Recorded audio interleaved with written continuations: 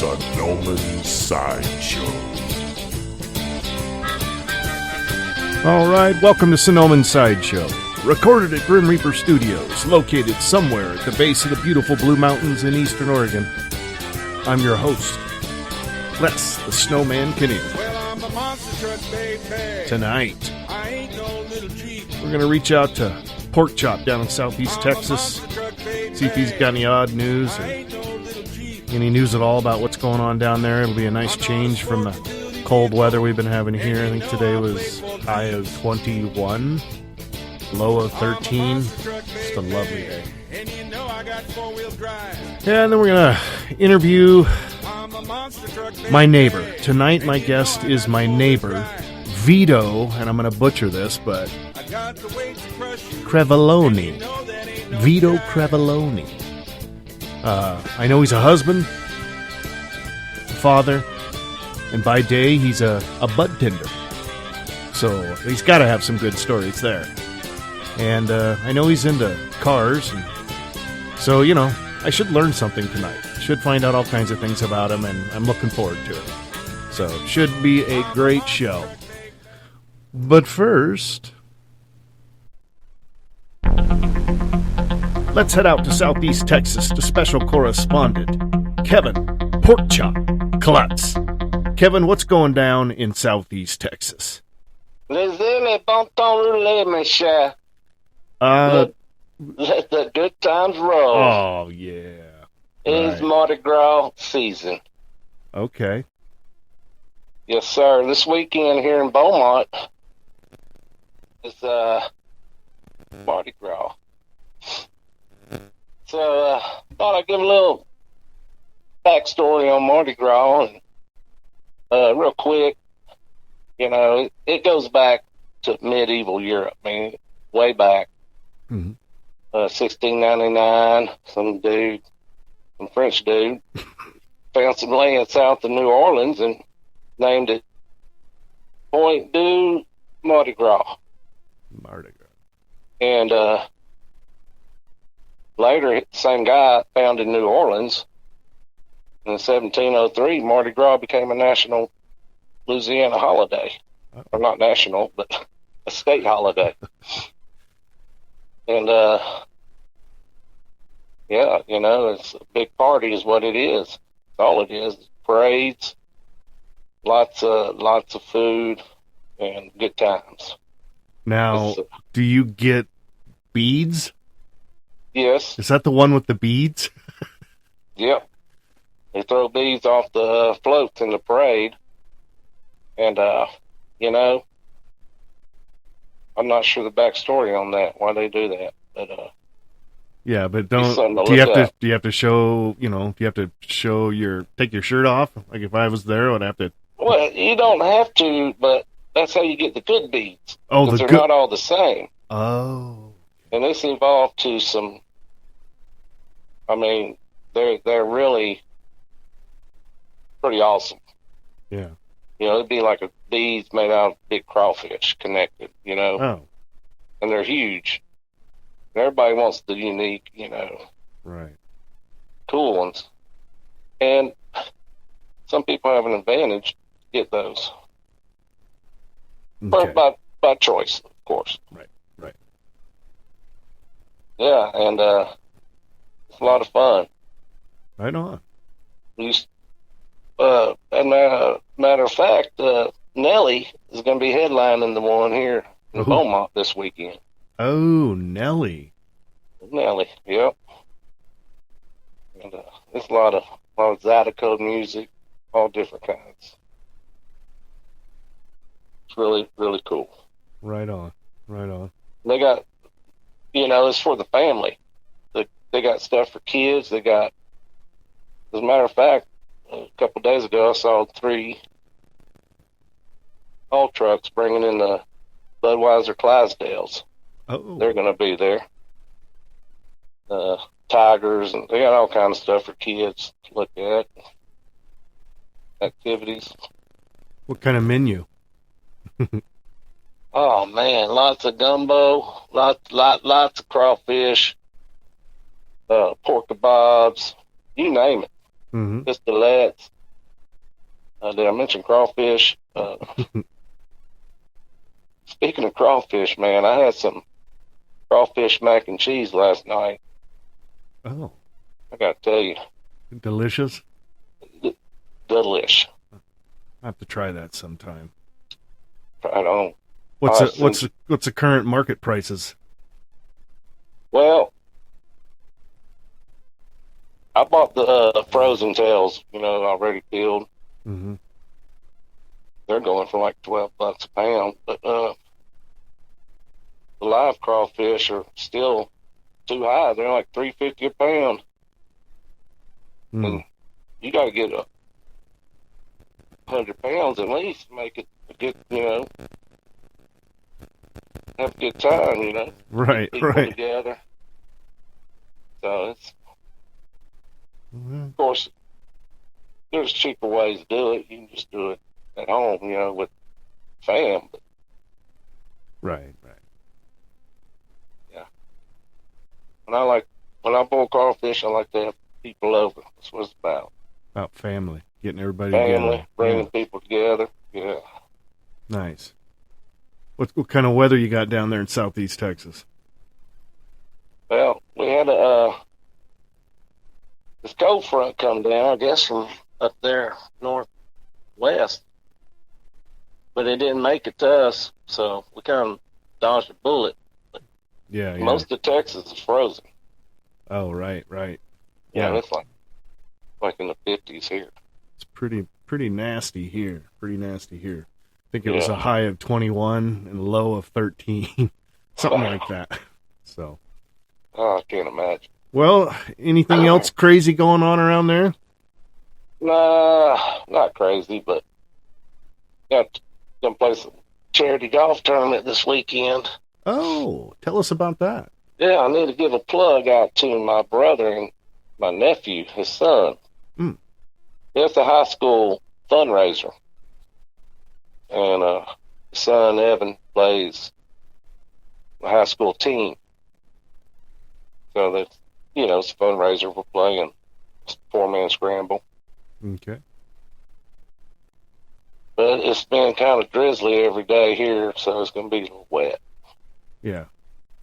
Greens are going to be slow then, huh? Yeah. Everything will be slow. Yeah, nothing wrong with that. As long as I don't have to walk,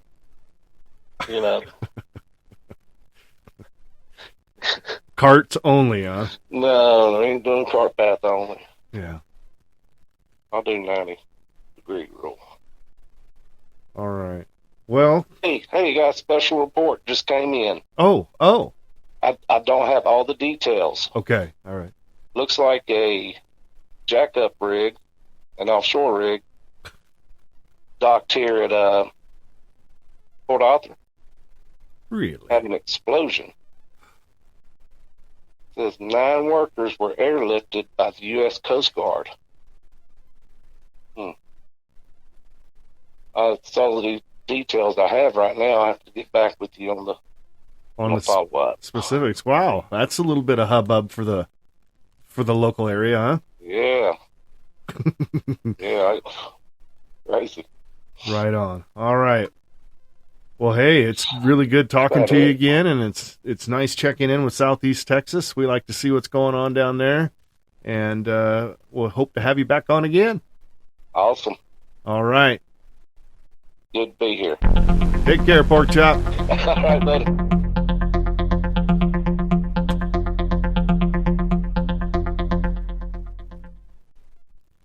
All right, tonight I want to welcome my guest, Vito Crivellone. I probably didn't say it right. No, absolutely you did.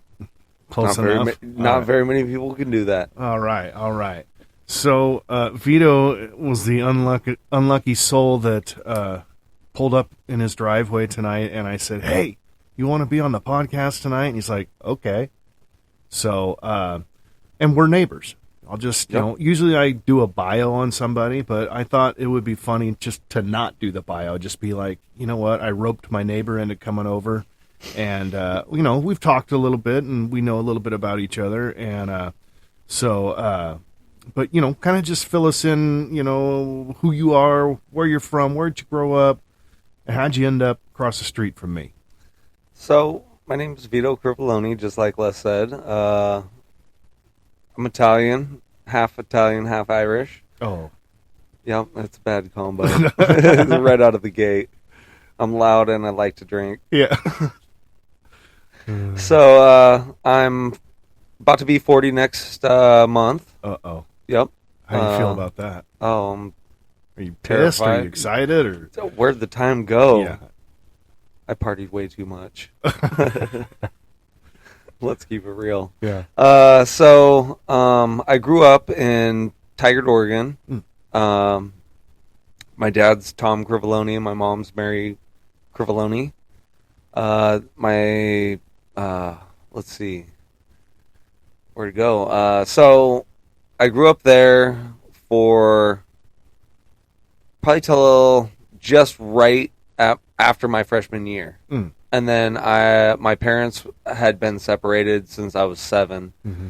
And my dad lived in North Portland and I lived in Tigard. After freshman year, I moved in with my dad and I moved to North Portland back in the early 90s. Mm-hmm. And that was definitely a culture shock. Yeah. It was a lot of fun. Why is that? I mean, it was just different from, I grew up in the suburbs, and then moving to, North Portland, which is inner city. And Yeah. it was, Hello. yep, a big change. But I met a lot of, I guess, really good people. Yeah. Didn't do really good things, but they were good people. They always had my back. Right. Let's see. So I made it to my sophomore year in high school. Mm-hmm. And then after that, I kind of fell out of school for a minute. And I wasn't really school bound, I would say. Like, I hated going to school. Yeah. I had ADHD. I couldn't sit still in school. So I ended up taking a summer off. Well, a whole year. Yeah. Let's keep it real. Right. Then I ended up finding a trade school that I went to, and an incentive to go to school was pay you $20 a day. Yeah. And where do I sign up? $20 a day to go to school. Yeah. But it was also a trade school, so every week you'd do like construction on the house. The next week you'd do all your school stuff, and so you'd flip-flop back and forth, and you can either learn a trade or, decide what you wanted to do. And I've learned a lot of stuff. I'm pretty handy, but I never really wanted to go into a trade, I guess. Mm-hmm. I don't know. I just never really had my eyes set on a certain thing. I just kind of, oh, this sounds cool, let's do this. Yeah. Type. And it's actually taken me some really cool places, I've done a lot of different things and, I don't know, experienced a lot of different things, which was really neat for me. Yeah. So, I've done wildland firefighting. That was fun. I did that for a year, and that took me down to California. Mm-hmm. A lot of beautiful country. Yeah. I mean, even though fighting fires, it's still beautiful country. Yeah. I've been to Alaska multiple times. I worked up there for quite a while. Out of Dutch Harbor. On the fishing boats? Yep. Or in the Yep. canneries or whatever? Fishing boats, trawler. Mm-hmm. That was a lot of fun. I worked for a fishing company of Alaska. So, paid really well. I did that for quite some time. I'd come back and I'd have a shit ton of money. Yeah. And my dad was like, that's more than I make in a year. So, you're not just going to run around for 6 months. Right. You have to. He was always he's military, so he always was like, you got to do this. Yeah. You got to do this. You can't just party all the time. Why not? I can do that. I can afford it. But I always listen to my dad. I totally respect him a lot. And Nice. so I'd go get little jobs here and there when I'd get back for 6 months. I worked at Sealy Mattress Company. Mm. I worked there for a day. Got fired. Oh, in a In day? a Okay. day, I got fired. I was testing out the beds, and apparently they don't like you jumping on them. They wouldn't even let you Nope. offer that. Nope. On it. Like, I was- okay, hey, look, it's your first day. Hey, this is quality control. Yeah, exactly. That's what I was thinking. You were And thinking employee of the month. I was thinking I had enough money in the bank that I didn't have to worry if I got fired Mm-hmm. at the time, so I just wanted to have fun. And I told them they could keep their last paycheck. Yeah. I was like, 2 hours or something? Like, I think I made it 2 hours into the job and then got fired. But, Nice. just to prove to my dad, like I can go out and get a job if I really wanted to here or there or Right. wherever. I was pretty good with people, and that's kind of where I learned how to adapt was when I moved to North Portland. Mm-hmm. You learned how to adapt real quick. Yeah. Whole different scenery. How to talk to who, Mhm. who are, well, depending that on who you're and sizing dealing people up and, Yeah. kind of really looking at how people work. with. Yeah. And I don't know, it was a lot different. Yeah. But I enjoyed it a lot. And I don't know. So, anyways, moving forward, I was in a 10-year relationship, and that took me, that ended, and I ended up going up to Enterprise. Mm-hmm. And that was in 2007. And so I went up there to kind of regroup and figure out kind of what I wanted to do. And then I didn't really want to move back to the city. I liked the rural, but Enterprise was like way too rural for me. Like I was like, yo, there's nothing to do but drink in this town. Right. And I mean that's not a bad thing, but Right. I mean, so I ended up finding Pendleton, and that's where I met my wife's sister first. I met her first, and then she introduced me to my wife, and we hit it off like right out of the gate. And we've been together 12 years. We just bought our first home across the street from you, Yeah. That's wild. which totally happy about that. I never thought I'd be a homeowner, Uh-huh. but I never really wanted to be a renter. Right. Like I never, like my family didn't have like a whole lot of money growing up, so it was like my parents owned their own home, but me kind of drifting off and doing my own thing, like I made really good money, but I blew it as fast as I made it. Like everything and anything I could blow it on, I just had tons of fun. Yeah. Right. But if I was smart, I would have invested that, and I probably would have bought a house so much sooner. Oh, I think You we know, all but- have those stories. It's one of those things. Yeah. But yeah, so I don't know. That's kind of like the little gist of me. Mm-hmm. And you're a father. I'm a father of 2. Oh, let me get into that. Let me Yeah. dig into that. Yeah. I didn't even think about the kids. Speaking of the devils. So my son, actually, he was 23 weeker.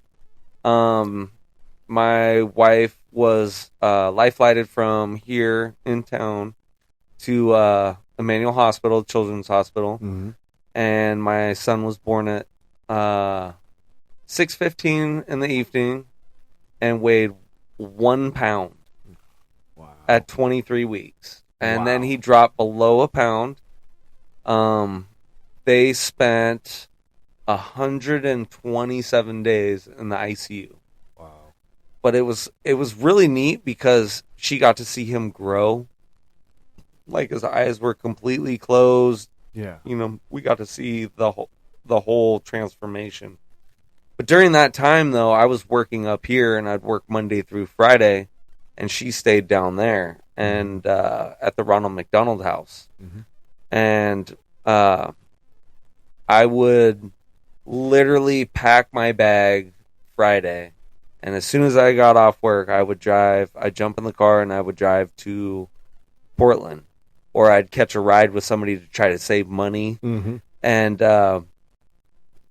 so I did that for 127 days. I would just Friday, and then I'd stay there till Sunday, till as late as I could. Yeah. And then drive back, and then work all week, and then do it again. And then we finally got to bring Bentley home on my birthday, which was super cool. Yeah. I was super stoked about that. That was like the best birthday present ever. Yeah. And then my daughter Nora, she was a preemie also, and she was 4 pounds when she was born, and then she had a double thumb.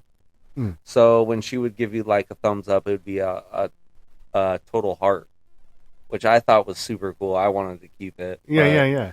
But we know how kids can be in school, so Yes. we ended up getting that reconstructed, and yeah. So they're doing really well now. Bentley does physical therapy twice a week because of his cerebral palsy.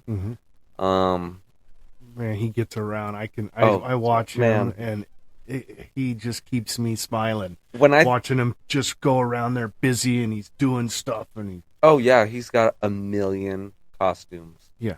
A million. He dresses so fly all the time, though. Oh, that's his mom. Necklace. Every time he leaves the house, he's got the best of everything on. Oh, that's his mom. Yeah. And then, we give him the days that his mom gives him the days that he gets to pick out his own stuff. Yeah. And he does pretty well. Yeah. But most of the time he likes to be in his cop outfit. Yeah. Or lately it's been the astronaut outfit with the whole helmet, and then which is great. I kid cracks me up every day. That's funny. Yeah. I'll be doing something in the yard, and I'll look over, and he'll be standing there looking at me, and then he'll literally recoil when he sees that I see him. He'll go, and then I'll go, I'll wave, and then he'll wave, and then we'll both go on our way. I mean, he just had that gold necklace, or he's always got a necklace on, and his new one is he's got like one of those undercover cop badges. Yeah, that hang. It's just got like the beaded necklace. Yeah, he loves detective. That sorry. Yep. Like, hold on, I'm in my street clothes, but I'm still a cop. Exactly. Let me bust out my badge. Hold up, NYPD. So you've had all these adventures, as you would call them, and so it sounds like you've dabbled in the employment field here and there. What do you do now? What's your day job? So my day job is I'm a bud tender at Kind Leaf. Not a bartender. A bud tender. A bud tender. Yes, now, sir. for those that may not know what that is, describe, please. We sell marijuana products. Yeah. Anything that you could think of, we usually have, or we can get. Yeah. But there's a lot of good stuff. A lot of topicals that help people. Tinctures. I actually have a 93-year-old lady that comes in quite often to get tinctures. Wow. At 93. 93. That's 93. impressive. But she says it helps with like her arthritis, her like ailments that she has. Makes her feel better. And at 93, why not? Right. Why not try something? Yeah. So, do you think some of those experiences has helped you? I mean, I know there's probably other jobs and stuff, but now you're in this retail, one-on-one in a new world. Yeah. A newly, relatively speaking, of being legal. I would say, coming into light. Yeah. And so you got all these people coming in, and it must. You're at the beginning. You're seeing the beginning of. So I've been on the other end of the tail. So I've sold pot since 97. I mean, so you were an entrepreneur. Well, I mean, if we want to be real, so my dad used to sell weed to my mom. Uh-huh. So when my parents got divorced, my dad would pay $500 a month in child support. And by the end of the month, he'd make like $650 of it back selling weed to my mom. And so it worked out really well for him. I mean, right. But my mom, she's a ER nurse. So she made really good money. Yeah. So, I mean, like, it wasn't a big deal. Yeah. But that's kind of where I found out about marijuana and the whole thing was through them. Like, my dad, after he got out of the military, you know, he was did his hippie phase, I guess, so to say, or whatever. But that's kind of where I learned about it. And then Dare at school. And then I found, like, hey, you can make money off this. And I was like, whoa, that's a no-brainer. Yeah. And I actually got kicked out of the 7th grade for bringing pot to school to sell to one of my friends. Oh. Yeah, I got ratted out by my locker partner. Well. Probably not a good idea. Right. Yeah. You know, like, hindsight. I didn't really think that one through at all. We and don't at 7th grade. oh, my parents were so pissed. Oh, I can imagine. Oh my gosh. You it did was what? right? Yeah. It was bad. But I mean, I've been doing it ever since, all through high school. I mean, like, I just had all those kind of connections and those friends, and I just melted right into that type of industry. Yeah, and that culture that came that forward. whole culture. And I mean, it's helped me quite a bit with my ADD and depression and that type of stuff. You know, it's really helped me a lot, and I think it has a lot of good to do for a lot of people, you know, and I'm glad to see that it's finally coming to light and, you know, becoming normalized. You know, like, alcohol kills people. You know, people do a lot of dumb things on alcohol, but you don't see a lot of people doing dumb things on weed. You Not know, a lot like, of violent people. right? You know, they might murder the fridge, you know, like, kill everything in it. Yeah, yeah. But so, side note: have you ever watched those Humboldt County? What's the there's Murder Mountain? Murder Mountain. Did you ever watch that? you know, I started watching that not too long ago. I haven't gotten very far. Whoa, it is something else. It's quite a story. Yeah. And how it all went down up there, and to this day, that area and the And cannabis industry. Regardless. And that was about, like, killing somebody up there, or was it like the Bigfoot killed some people or something? Separate documentary. Okay. Yes. Okay. So the first one, the Murder Mountain, was about a young kid, because a lot of people went up there to trim. Yeah. Seasonally, right? And Yeah. so all these influx of gypsies and whatever else would come into this, you know, and so it was a mixed pot of people. Yeah. And you know, somebody stepped on somebody's toes, and next thing you know, a young man disappears. And see, but that was back in the old days, you know, and I But- mean, it's probably still happening, you know, like, I don't think, like, murder or anything, but I mean, but, like, people- you know, territories, up in the, even if you go on Google Earth, because after I watched a documentary, I looked on Google Earth, and you can just see all the grows in the county. Oh, which it's is crazy. now. Yeah. It's fine, but you know, people don't just go riding around up in the. You Yeah. got to be careful. Oh yeah, you most know, definitely. There'll be people in the documentary. Law gotta- enforcement is Because you worried. got to think that's millions of dollars, Right. You know, Right. and you got to protect that. Yeah. You know, Yeah, it's and interesting. And then the other documentary was it was the same sort of story about, you know, the industries, if you will, but then a group of people got killed. yeah, And there was possibly a fact that it was a Sasquatch, but in the end, it well, spoiler alert, it wasn't. It was, it was the fact that it was the business. Yep. And people. That's what Yeah. happens. so, You know, but yeah. So being a bud tender, though, now, you know, we get through all this weirdness, and people are starting to become normal, and it's a retail business, and it's help paying for streets and whatnot. And, you know, I'm not picking a side. I'm just saying, you know, it's obvious what it's doing. you know, And- like, each dispensary I mean, just in taxes, not to the state, but the city. Yeah. You know, is ridiculous. Right. It's a good amount. Yeah. You know, and I can see why we have so many in town. Yeah. You know, the city's cleaning up on that. Yeah, You know, yeah. and Hopefully our street will look better. Jesus, You I've know, been right over here anyways. I got the dude's number on speed dial. Yeah.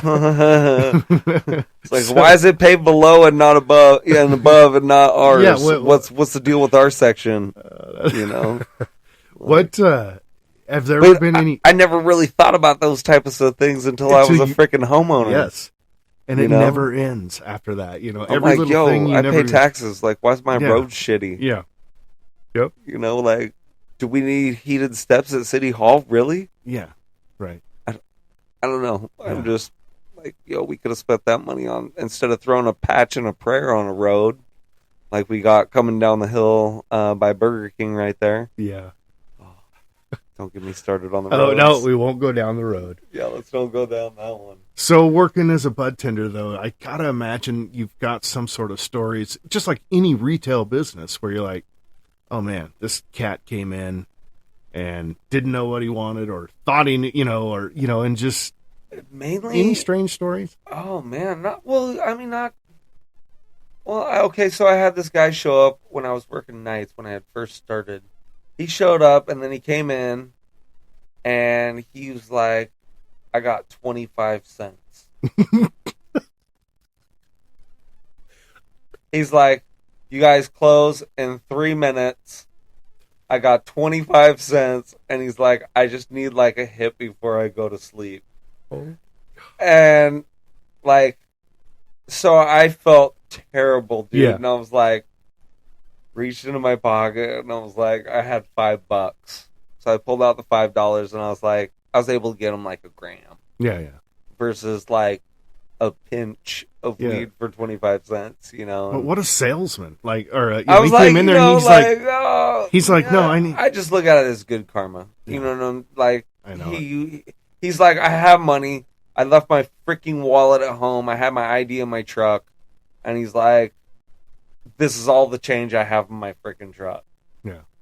And he's like, I just need a rip before I go to bed. I'm like, I got you, buddy. I got $5. That's good. I'll get you something. Man. Yeah. And he was super grateful, and have never seen the guy again. Yeah. I saw him that one time, and that was it. Yeah. And I don't know if he was traveling or what, but I know. I always lean towards the side of good karma. Right. Even though I know sometimes in a situation I'm like, I probably shouldn't give this person a couple bucks or whatever, but there's that little part of me that I always, just in case, maybe this is the time that they do, and probably not. I probably just made it worse, but I don't know what I always give out like a couple bucks, and I'm like, can't help it. I'm like, yo, go buy beer. Whatever. Yeah. I'm like, beer money, dude. Here you go, dude. You know what? It's your choice what you want to spend it on, man. But I don't make a bunch of money, but like a couple bucks here, a couple bucks there. Yeah. I mean, like you said, good karma. Mm-hmm. Come back to you. Try to help people out. That's right. So my dad always said, make it easier for the next guy. Right. I believe in that karma thing for sure. Yeah. I'm quite certain I've paid several debts back that I have many more to go, But every time I do something, I go, oh yeah, that's time in 5th grade. Yep, that's probably what this is for. And, you suck it up. Speaking of 5th grade, my 5th grade teacher was on Sally Jesse Raphael. Do you remember that TV show? Used to watch it all the time, of course. She was on it, Mrs. Stone. Like, I don't know if I think it was because her husband had, like, ties with, I want to say the mafia. Mm-hmm. This was, back in the 80s. Yeah, yeah. So, makes perfect sense. And Sally, there was her, Donahue. Donahue was like the old timer at the time that I, so, and Oprah was new. Why am I a Maury Povich fan? Maury Povich. Even, and we're not getting political here, but Bill O'Reilly. Bill O'Reilly used to be on Current Affair. Okay, yeah. Remember Current Affair? Okay. And then, that's where I remembered him from. And then, I'm not a real political person, but all of a sudden, I saw him talking about politics, and I got confused because he used to be the one Current Affair, you got some really good news, like, who's doing who and what happened and who got robbed. You start off in TV and then you work your way into politics. Exactly. I feel like that's kind of what Nixon?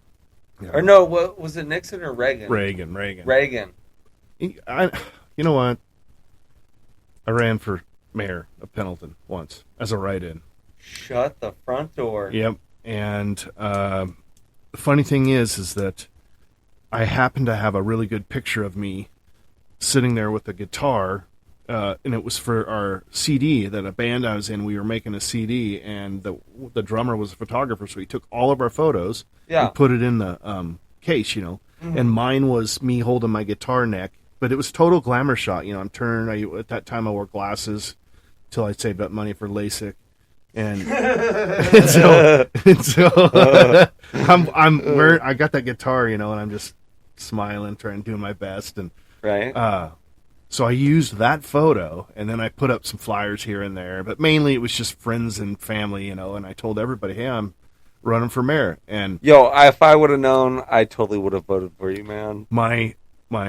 The singer in the band, his name's Big Steve, and Big Steve and I were laughing so hard about it one evening that he actually made the poster, and he put in my slogan. And so there's this poster, and it's me and the guitar, and we're looking all, and it says, Les Kinnear for mayor.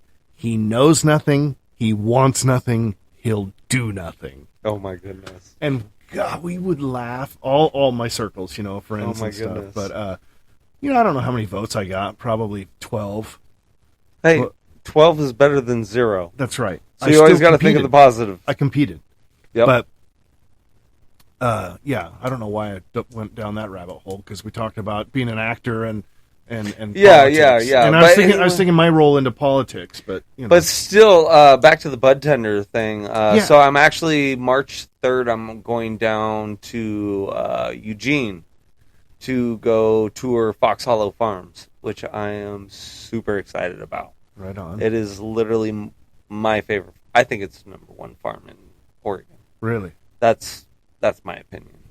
But okay. I'm super excited. I want to go down there, see their whole operation and how everything works down there, and like what they're using, and can I use some of this stuff at home? Right. I want to. And in the industry, I imagine like the valley down there is just chocked full of farms. Oh yeah, different folks. Oh yeah, from Grants you got Belushi. You got Belushi down south, and then you work your way up, and there's a lot of really good farms in Oregon. Yeah. I don't know, I don't know if it's the same as kind of like wine, but we can grow really good weed here in Oregon. We're close enough to we're part of the triangle, aren't we? They call it the, what do they call that? The Golden Triangle. It's like, I don't know if we're part of the Golden Triangle, but we should close. be. We should be. We should be. We should be. We're the handle to the dipper. Right? There you go. That's what I've That's the most heard. important part. The handle. Right on. So, business is good, and you like what you're doing, and where do you see yourself down the road? What's... I'm trying to get the biggest loan I can get from the bank so I can buy me a 63 Impala. That's my goal. Are you... 63 Yeah, Impala. That's a great segue, because one thing I do know about you is you like cars. Oh, my dad's a big hot rodder, and that's kind of what got me into cars. He's 77 right now, and he was just telling me the other day that he was riding around with his buddy that's like 80 that has a warehouse full of hot rods, and he knows a bunch of key people, like a guy named Russ Meeks out of Milwaukee, Oregon. So my dad went to high school with him, and he builds like streamliners that race down at the salt flats, which is really cool. He's got a coating company also that does like a bunch of coating stuff. I don't know, like powder coating or something like that. I haven't really dug into it too deep, but he does like hot rods also. Right on. And my dad's just always really been into hot rods. He always tells me I owe him a 57 Chevy convertible that he had to sell when I was born. And so one year I got him a die-cast model. Oh, right. Yep. And I was like, here you go. And same color and everything. We're even. We're even. I don't ever want to hear about it again. And he's never brought it up since then. That's funny. But, my dad's like, you guys are my hot rod. Because he spent most of his money. He didn't make a bunch of money, but, like, he spent most of his money on us, as kids growing up, to make sure we had everything we needed, and kind of went without. And he's like, you guys are all the money I've spent, over the years, and like, you guys are my hot rod. Yeah. Which I thought was really cool. That is cool. And because I was like the opposite with my kids. I was like, damn, you cost so much. Right. I just nickel and dimed them. Right. I cannot wait until my kids work and I can be like, Dad gets 10% of your paycheck. Yeah. But then now it's like we're kind of exchanging roles, because now they're all going out. My kids are all going out into the world and they're having to pay their own bills now. Yeah. And suddenly now they're kind of getting tight. And I'm like, well, they're always going to run to home base and be like, yo, Dad, can you help out? Yeah. Right. Like, sorry, I go sell plasma. That's what I did. Oh, my God. No. Get the hell out of here. I've done that before. I know, yeah. I know several people who have done that. I've done that. In college, I've done a that. guy I worked with, he said somebody I worked with while he was in college, that's how he made his side money. He said it was like, the first time you go in it or something, it's like $20. The second time you go in, it's like 35 or something. Like they bump it up like $10 or something. You're like, yo, I just sit there and I just gotta squeeze a ball or something, like piece of cake. Like I could do this. But I guess like one time I got turned down because I didn't eat breakfast that morning or some shit. Like I guess like my numbers weren't right. Or, right. Like sorry, you're low today. Like we're not taking you. Yep. Like, there goes $35.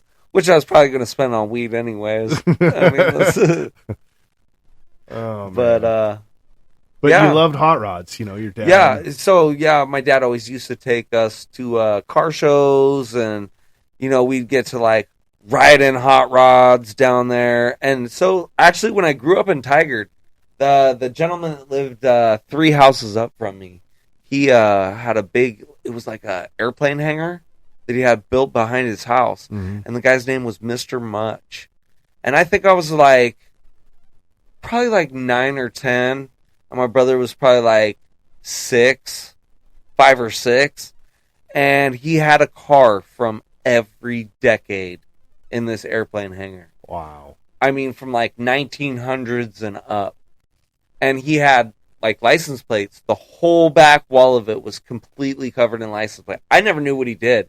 My dad's like, oh, he was like the Portland president of like the auto club or something of Portland, like real big dude. And he would literally like open this huge hangar door and would let me and my brother go play on the cars. Yeah. I mean, we would sit in the like 1909 that was like a stick to drive it, with a honk horn on the side, and like, we'd sit in 50s cars, and it was really cool. He just had like a car from every decade, and it was just really neat that he let us kind of go play on all these cars. Cool. My dad's like, better not. Yeah, don't anything. Screw anything up, and we never cared. We were just like he said we could play, so like we just pretended like we were driving them and play with all the knobs and everything on them. You think that building is still there and has all the cars in it? Or? Oh, the building's still there. Does not have all the cars. He had passed away. I don't know what happened to all the vehicles, but a girl that I actually went to school with, her mom was dating the guy that had bought the house from him, and I believe his kids came and cleaned out all his stuff. But yeah, the house is still there. The airplane hangar's still there. I've seen it. God, it was like 2 years ago. I saw it because I drove by where I grew up in the house and kind of show my wife and my kids, like, Dad grew up in that house. And, yep, Dad ran from Grandpa down this way when he was mad at me. And I jumped over this, and then it crawled up the tree. Couldn't get me. Yeah. But, but I think that really played a big part in me, like, getting into cars at a young age. And I've just always been into anything that kind of flies, motors, anything in that sort, Any cars you wish, this is a typical question for guys that are into cars, but which car if you could only pick one, which car do you wish you still had that you got rid of? that I got rid of was my 63 Bel Air. No, you know what? Scratch that. Nope. My 27 Ford Rat Rod. I miss getting. I should have kept that. That was chopped and channeled, suicide front end. It was literally me standing next to it was waist high. Wow. And my windshield was the size of a dollar bill. I mean, it was a lot of fun. I mean, it was a death trap, but I love that thing. People would break their necks when they saw it. Yeah. They'd just be like, why is it that thing was so low? And it was literally a pack of cigarettes would fit under the frame, sideways. It was so low. Now, did you buy it from someone that way? No, actually, me and my brother built it. Oh. And we started with a body out of Imnaha, Oregon, and it was buried in the mud. We had to dig it out. And then my brother, he's just really good at all the fabrication stuff, so it just kind of, let's put it real, he did most of the work. But you were more like a consultant of... Yes, exactly. Like, that looks just the way I want it to look. Yeah, quality control. Right. Started quality at Sealy. I should really just be in a quality control type position. Yeah. I feel like, Now, you said your brother, a little bit about your brother to me before, that he does something with cars also. Yeah, so he's trying to start a business. He's found a couple VW, he's a big VW guy. And he's found a bunch of honey holes that him and his buddies have bought up. And they're trying to form a business with Volkswagen parts. Mm-hmm. And he's got a lot of nice Volkswagens himself. And he's doing pretty good right now. Right. And so I'm pretty proud of him. Nice. He's younger? Younger, yeah. He is 6 years younger than me. So that makes him, I'm about to be 40, so you do the math. So you're the big brother then? Yeah. Does he, I had I went through a Volkswagen stage. I, too, have had quite a few cars, and I really always liked Carmagias. Okay. And so I knew somebody who had one in the driveway in the back underneath a tree. Mm-hmm. And they had driven it, the last time they'd driven it would have been the early 80s. And in fact, it still had the 8-track in it. Oh, and, wow. Not stock, but... so anyways, I gave them, I don't know, $100 or, not much for it. And then I had AAA haul it to my house. Yeah. And thus began my project on there. I never completed it. I got in way over my head, spent way more money, and ended up just parting it out, selling it as a project to someone else. But I learned a lot about Volkswagen engines, and I literally, this is going to sound corny, but I bought that book, Volkswagens for Dummies. Yeah. Did it work? It's kind of an old hippie book, and it's done with these, special illustrations, and it was perfect. I loved it. I had a fun bring a 6-pack out in the garage and a 10-millimeter wrench. I think it was a 10 and maybe one other one. Maybe it was when the crank. There was one big one, but a 10-millimeter did the whole thing. And it was so much. It was it reminded me of doing I did 2 of them. It reminded me of doing a model, and I had so much fun with it. And the first one I did all stock, and the second one I chromed out, and Oh yeah, but gotta go with chrome. That was my Speaking of Volkswagen, so my first car was a '74 Volkswagen Beetle, not the Super Beetle, just a regular Beetle. Okay. And so my dad drove that and restored that almost back to 100%. And I drove that in high school, got made fun of by all my friends. But when there was parties in the Northwest Hill, I was giving the finger to everybody as I was driving up the hill in my Volkswagen. Right. Everybody hated that car, and I loved it. It was Porsche orange, like a super bright orange. Everybody knows that Volkswagens get around really good. Oh God, especially in the snow, rear-wheel drive and rear engine, perfect. But so I drove that car in high school. And my brother drove it. My sister drove it. I still am mad at my brother for selling that car. He sold it, but he says it pops up on Craigslist every 6 to 8 months. Like, it'll pop up on Craigslist for sale, and I'm like, dude, why don't you freaking buy it back? Yeah. Like, if you keep seeing it, buy it back. Like, that's a sign. Like, as an old family member, Yeah, you know, like exactly. I remember the first time I hotboxed that thing. It was crazy. But yeah, I've always had a love for Volkswagens, and maybe one. I did have a Jetta not too long ago. My wife, it was pretty fixed up. It had some really nice wheels and nice fitment on it. You know, it sat real low, and that was going to say the style or genre you're into now is. Yeah, I'm mostly into like static cars, which means, you know, just straight spring, no airbags, as low as you can go. You know, stiff as can be. It's like driving a brick down the road. Right. But it looks cool, but drives freaking terrible. You know, everything for looks, man. Right. That You know, makes sense. I've always been that type of guy. Like, any vehicle that I've ever had's always turned heads. Yeah. You know, like, you'll notice it coming down the road. You know, it'll stand out a little bit. Yeah. But Right on. yeah. So I'm really into Hondas right now. I don't know. I've been into Hondas since high school. They're just easy to work on. Right. A million parts for them. You know, and I know. I swear I've seen you change. the look on my car From- multiple times. I can look out the window, and a couple hours later, you've changed from bumper to bumper something. You know, done, Right. Yeah. You know, or It's kind of more like an outlet. Like, with those cars, it's so easy. I can work on everything on those. right. Because I've been doing it since high school, so it's kind of like a stress reliever. I can go out and be like, you know, my bumper's all scratched up. I'm gonna rip it off and repaint it. Yeah. You know, and just give me something to do. Right. You know, like a project. Probably not the project my wife would want me to do, but you know, hey, It keeps you Keeps sane. me There's sane. something about that for all of us, you know, to have that. I'm the same way. I got to have something to do right, to keep me right. even keeled. Well, you do the leather, right? yeah, I do.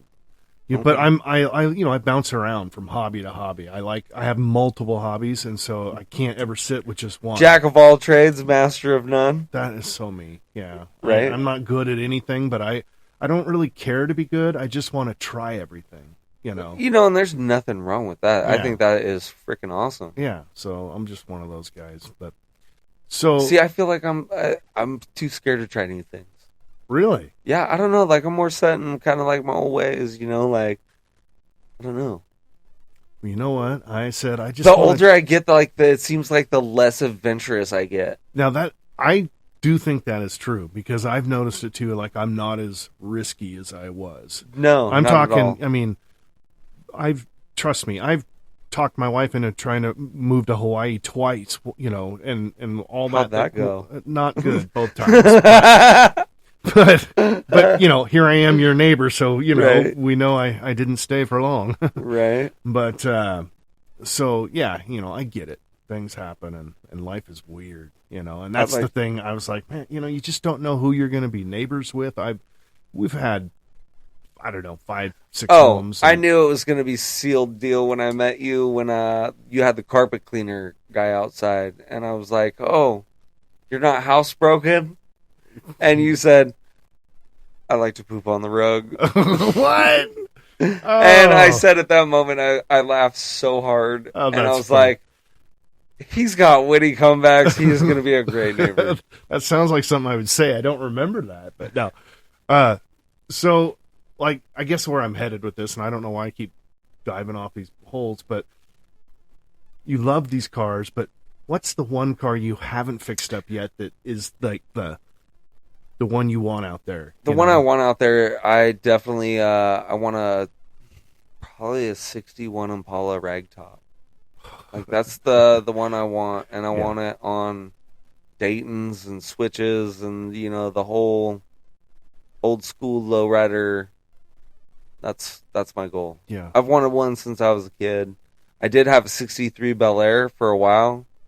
That was like the closest I came. You know, but it was a 4-door. You know, nobody wants 4 doors. And you can only make those look so cool. Right. But, that's true, but I dig them, you know. But I mean, like, that was a 63. I mean, I would take a 61 or a 63 Impala. Nice. You know, that's kind of my dream car. Now, I know that there's another vehicle that you kind of dream about, a scooter. Yeah. By the way, is yours for sale? Not yet. Not yet. Okay. You never know with me, but not yet. Not yet. Okay.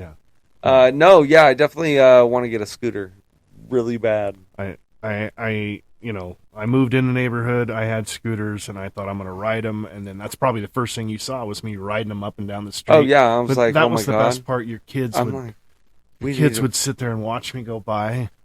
Like, we need to race. And they're just like, who is this guy? Because then sometimes I would have the dog in my lap, you know. And then I had that mobility cart, too, I used to drive by your house. Yeah, everybody loves that. Yeah. I tell people about that. I had to give that back, but it was fun. I drove it a lot, actually. See, my dad, so now my dad's, he's going to be needing a mobility cart, you know, and I'm like, you know, going to see what's out there. And, I'll tell you what, my father-in-law uses it, not much anymore, but he still uses it, and I bought it for him when he first started having some issues, and I got it, I went on, I know it sounds crazy, but I just went on like eBay, or I don't think it was Amazon at the time, I think it was eBay.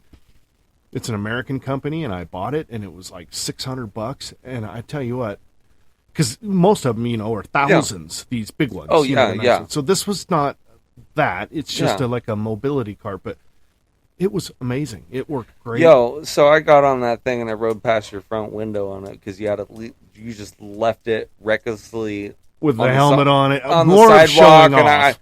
I thought you left it out there for the neighbors to play with. You know, I just want everybody to look at it and be like, that guy's got his own mobility scooter. Right. You know, what a stud. You had the sweet 70s glitter helmet with Yeah. it. I mean, that's the icing on the cake right there. Yeah. But those are good. Those are fun though. But yeah, so my he's probably going to need one here pretty soon, and probably going to have to start looking into getting one of those. Well, if you can find one, they make things so much easier for people to get around. Oh my goodness. For sure. Yeah. Well, right on. Well, you know what? This has been fun. Yes, definitely. Got to know you a little bit better, and of course, you know, the best part about this is that it's my show, so you don't get to know me much better. Right. You know, you have to wait till you come back, and maybe I'll, you know, share some more. But really, it's about you. Oh, definitely. It's all about you. But we'll definitely have you back because, you know, you live across the street, and I got some good firefighting and some fishing stories. that's what the thing is. Now now we have the foundation. Mm-hmm. Now we know, okay, who's this Vito cat? Look, I just want to be in Pendleton and relax. Right? No. With cows. Yeah, with the cows, exactly. And do my leather work. I sound like, But no, I thank you for coming on tonight. Yeah, most definitely. Thank you for having me. It's been fun, and we will definitely have you back on. So, everybody, this is my neighbor, Vito Crivellone. Crivellone. All right, Mamma mia.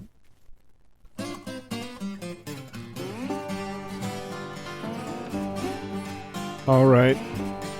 That's a wrap, folks. Thanks for listening. Thanks to my sponsors. You know who you are.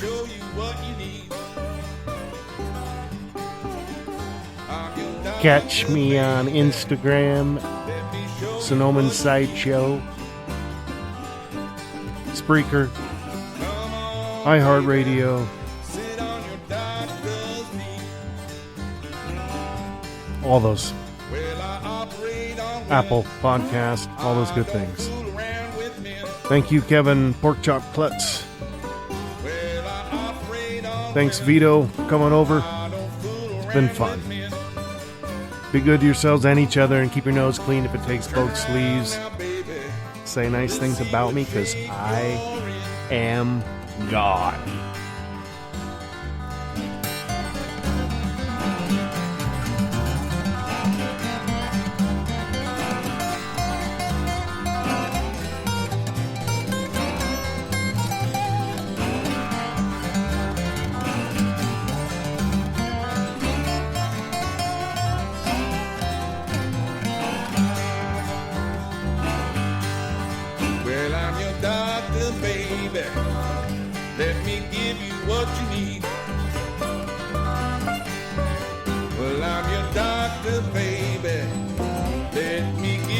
what you need.